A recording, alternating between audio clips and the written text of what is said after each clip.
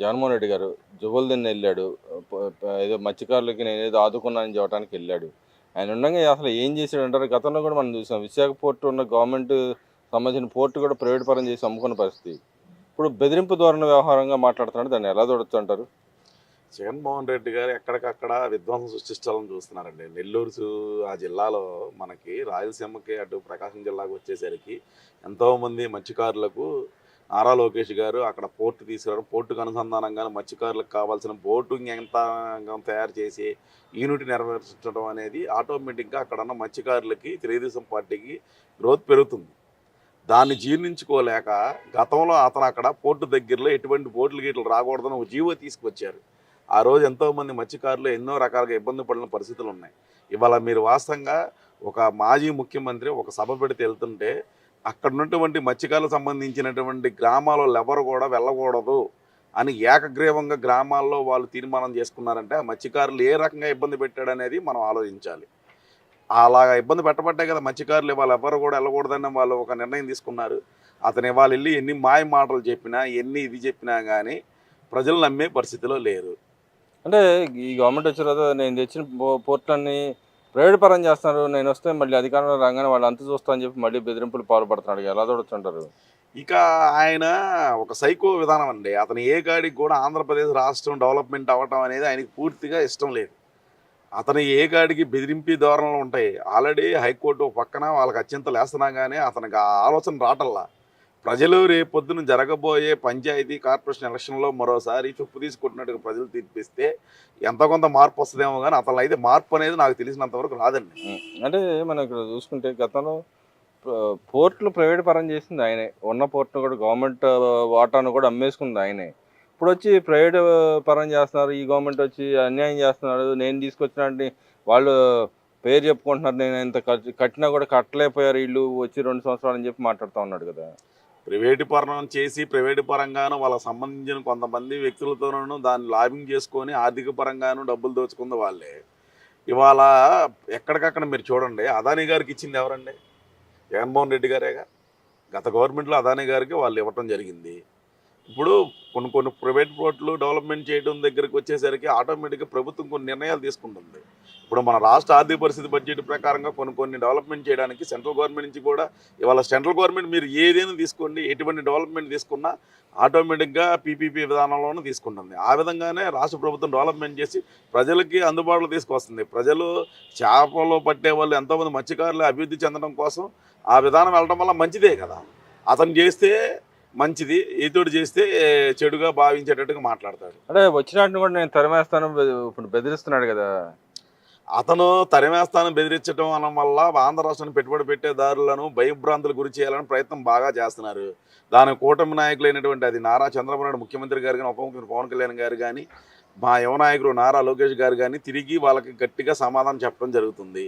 అదేవిధంగా మన రాష్ట్రంలో పెట్టుబడులు పెట్టడానికి వచ్చిన ప్రతి ఒక్కరికి కూడా మీరు చూడండి, ప్రతి ఒక్కరికి కూడా బలమైన హామీ ఇస్తున్నారు. ఇవాళ రేపు మళ్ళీ గవర్నమెంట్ కూటమి ప్రభుత్వమే వస్తుంది కాబట్టి ఎవరు కూడా ఇటువంటి వ్యక్తుల గురించి మీరు భయపడాలని అవసరమే లేదని చెప్పి బలంగా చెప్తున్నారు. అది కూడా వాళ్ళు కూడా కంపెనీలు పెట్టే వాళ్ళు కూడా స్వచ్ఛందంగా వాళ్ళంతా వాళ్ళు వచ్చి పెట్టుబడులు పెడుతున్నారు. అంటే ఇక్కడ జీర్ణించుకోలేకపోతున్నాడు. ఇక్కడ అది మన సెంట్రల్ గవర్నమెంట్కి సంబంధించిన డిఫెన్స్ ప్రైవేట్ సంస్థ అయినా కూడా డిఫెన్స్ సంబంధించింది. దాన్ని కూడా రావద్దంటానికి సెంట్రల్ గవర్నమెంట్ అసలు ఒప్పుకుంటుంది అంటారు. సెంట్రల్ గవర్నమెంట్ ఆమోద ముద్ర పడితేనే కదా అక్కడ ఇన్వెస్ట్మెంట్ పెట్టేది ఎవరైనా సరే. దాన్ని కూడా ఈయన వ్యతిరేకించడానికి ఎలా చూడచ్చు? అంటే సెంట్రల్ గవర్నమెంట్తో ఈయన వైరం పెట్టుకున్నాడు అనుకోవచ్చు ఇక్కడ. సెంట్రల్ గవర్నమెంట్తో ఆయన వైరం ఎప్పుడో పెట్టుకున్నారండి, ఇప్పుడు కాదు పెట్టుకుంది. ఆయన అమరావతి రాజధాని బిల్లు విషయంలోనే ఆయన ఏ రోజైతే అక్కడ వ్యతిరేకించాడో ఆ రోజే అర్థమైపోయింది సెంట్రల్ గవర్నమెంట్తో వైరం అనేది. ఆయన ఏంటంటే ఏదో సెంట్రల్ గవర్నమెంట్ వాళ్ళకి ఏదో చూస్తారనుకుంటున్నాడు కానీ ఏమీ లేదు. ఇవాళ మీరు పోర్టులు కానీ రైల్వే సంబంధించిన నేషనల్ హైవే సంబంధించినవన్నీ సెంట్రల్ గవర్నమెంట్ పరిధిలో అవి. అవి రాష్ట్ర ప్రభుత్వం సెంట్రల్ గవర్నమెంట్ పరిధిలో రెండు కలిపి వాళ్ళు ఒక రూట్ మ్యాప్ చేసుకుని డెవలప్మెంట్ చేయడం జరిగింది. ఆ అవగాహన కూడా లేని వ్యక్తి మాజీ ముఖ్యమంత్రి జగన్మోహన్ రెడ్డి వాళ్ళ పులివెందుల ఎమ్మెల్యేగా మిగిలిపోయాడు. మరి వాళ్ళు చూస్తే ఆయన పిఏని అరెస్ట్ చేయడం జరిగింది. దాన్ని కూడా ఏదో కక్ష సాధింపు చేస్తున్నారు చంద్రబాబు నాయుడు, పవన్, లోకేష్ అని చెప్పి మాట్లాడుతూ ఉన్నారు. ఎలా చూడచ్చు? కక్ష సాధింపులు చేయటం అని అంటే 2 సంవత్సరాల నుంచి ఇప్పుడు అధికారంలోకి వచ్చిన కాంచి ఏ రోజు కూడా వాళ్ళు ఎన్ని రకాలుగా పోస్టులు పెట్టి ఎన్ని రకాలుగా గతంలో విమర్శించినా కానీ ఎక్కడ కూడా ఎటువంటి యాక్షన్ తీసుకోలేదనండి.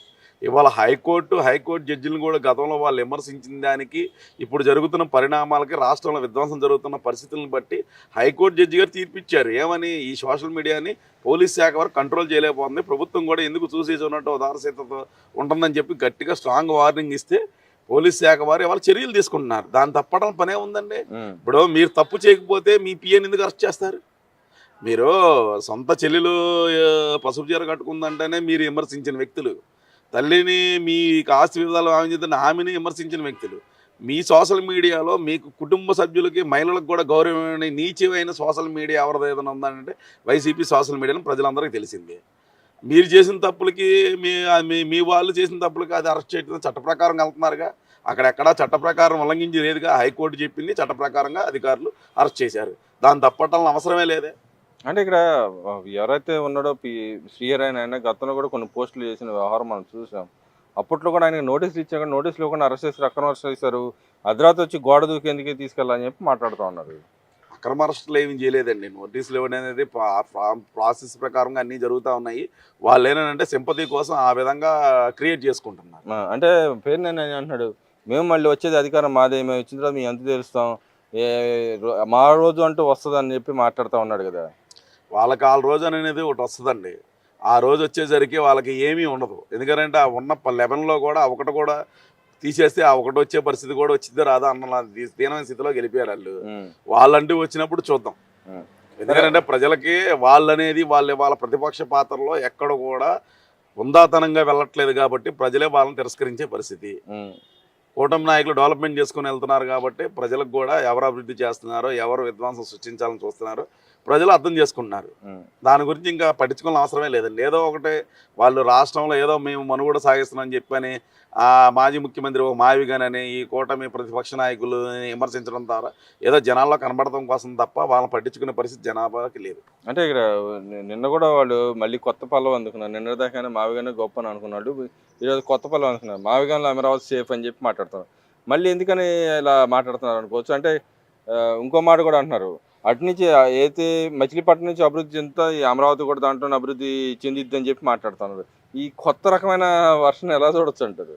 అంటే పిచ్చోడికి రాయి దొరికితే ఎట్టి ఇసురుతాడో తెలియదునండి. అలాగా నాయకుడు పిచ్చోడు ఏదో రాయి ఇసురుతానే ఉంటాడు. ఆ రాయి ఇసిరినప్పుడల్లా పాపం వైసీపీ నాయకులు కూడా పాటలు పడాల్సి వస్తుంది. ఎట్టి ఇసిరితే అటు వెళ్ళి భజన చేయాలి అనబడదు. కానీ ఏబిఎన్ రాధాకృష్ణ గారు చెప్పింది ముమ్మాటికి వాస్తవమే వాళ్ళకి. మరి ఇక్కడ చూసుకుంటే నిన్న ఎంపీ గారు ఒక ప్రైవేట్ మీడియా ఛానల్లో కూడా మాట్లాడతా, మా నాయకుడు ఏది చెప్తే అది చేస్తాం, అవసరమైతే మానబాములాగా తయారవుతాం అని చెప్పి ఒక ఎంపీ సాక్షాత్తు ఒక ఎంపీఏ చెప్తున్నాడు. దాన్ని ఎలా చూడొచ్చు అంటారు? వాళ్ళు ఆల్రెడీ సైకోనే కదండి. వాళ్ళు మానవ బొమ్మలకు ఎప్పుడో తయారైపోయారు. ఇవాళ కాదు, ఎప్పుడో తయారైపోయారు. అలా తయారవబట్టి 2024 150 కోట్లో 5 తీసి 11 ఇచ్చారు. అంటే ఇక్కడ ఒక పదవిలో ఉన్న ఎంపీ అలాంటి వ్యాఖ్యలు చేయడానికి ఎలా చూడొచ్చు? అంటే దేశంలోనే కడుగట్టిన తీవ్రవాద వ్యవస్థను నిర్మూలన చేయాలని సెంట్రల్ గవర్నమెంట్ కష్టపడతా ఉంది. మరి ఎంపీ ఈ విధంగా మాట్లాడతాను ఎలా చూడొచ్చు అంటారు? మానబాములా తయారవుతాం, విధ్వంసం సృష్టిస్తాం అని చెప్పి వ్యాఖ్యలు చేయడానికి ఎలా చూడొచ్చు అంటారు? నిజంగానే ఆ ఎంపీ పదవికి ఆయన అర్హుడు అంటారు అసలు? ఆ ఎంపీ పదవికే తన అనర్హుడు. సొంత బాబాయిని ఇచ్చేస్తే కానీ ఎంపీ పదవి ఆయనకి రాలేదు. అది మనందరికీ తెలిసిన సత్యమే. అతనికి ఏంటంటే ఏ కాడికి అతని తాలూకా వర్షను వాళ్ళకు ఉన్నటువంటి బిహేవియర్ ఏంటంటే ఎంతో కొంత భయపెట్టి వాళ్ళ పార్టీ నుంచి వెళ్ళిపోవడానికి ఉన్నటువంటి వాళ్ళ అభిమానులు కానీ కార్యకర్తలు కానీ పార్టీని వదిలేసి వెళ్ళిపోతారు. కాబట్టి వాళ్ళని భయపెట్టడం కోసం ఏదో బయటికి ప్రతిపక్ష నాయకులు భయపెట్టామన్నట్టుగా క్రియేట్ చేస్తున్నాడు ఆయన. మరి ఇంకో విధంగా చూసుకుంటే ఇక్కడ ఇవాళ తెలుగుదేశం పార్టీలో భారీ మార్పులు జరిగినాయి, సంస్థాగతంగా భారీ మార్పులు జరిగినాయి. లోకేష్ గారిని వర్కింగ్ ప్రెసిడెంట్గా అనౌన్స్ చేయడాన్ని ఎలా చూడొచ్చు అంటారు? నిజంగానే వర్కింగ్ ప్రెసిడెంట్గా ఆయన ఛాన్స్ ఎంత అవ్వడానికి ఎలాంటి అవకాశాలు ఉన్నాయంటారు అసలు? నారా లోకేష్ గారు 2014 నుంచి వారు వచ్చిన రాజకీయ పరిణామాల్లో అంచెలంచెలుగా వాళ్ళు ఎదుగుతున్న విధానాన్ని మనం అందరం చూసిన విషయమే.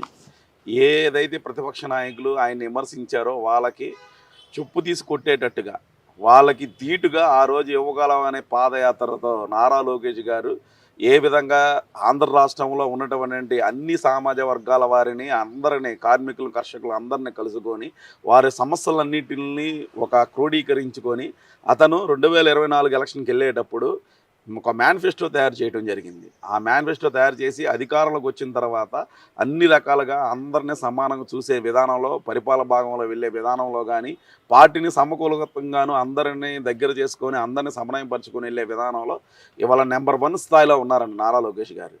నిజంగా ఆయనకి వర్కింగ్ ప్రెసిడెంట్ ఇవ్వటం అనేది మా జాతీయ అధ్యక్షులు నారా చంద్రబాబు నాయుడు గారికి మనస్ఫూర్తిగా ధన్యవాదాలు కానీ తెలుపుకుంటున్నాను. కానీ ఇక్కడ ఎప్పుడు ఎన్నడూ లేని విధంగా మహానాడుకి ముందే ఇలా అనౌన్స్ చేయడాన్ని ఎలా చూస్తున్నాను? మామూలుగా అయితే మహానాడులో తీర్మానాలు చేసి ఎన్నుకునే ప్రక్రియ ఉంటది.